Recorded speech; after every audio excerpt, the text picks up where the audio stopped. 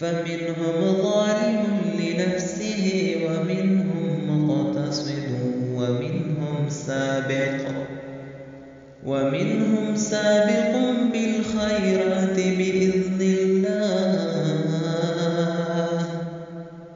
ومنهم سابق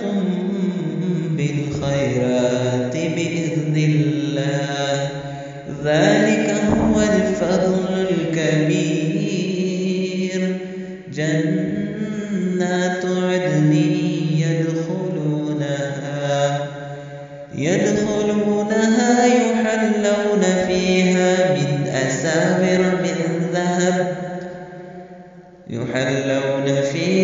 من أساور من ذهب ولؤلؤا ولباسهم فيها حرير وقالوا الحمد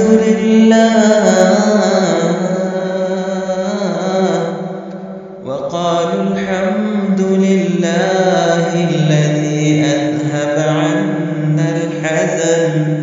إن ربنا لغفور شكور الذي أحلنا دار المقامة من فضله لا يمسنا فيها نصب ولا يمسنا فيها لغوب والذين كفروا لهم نار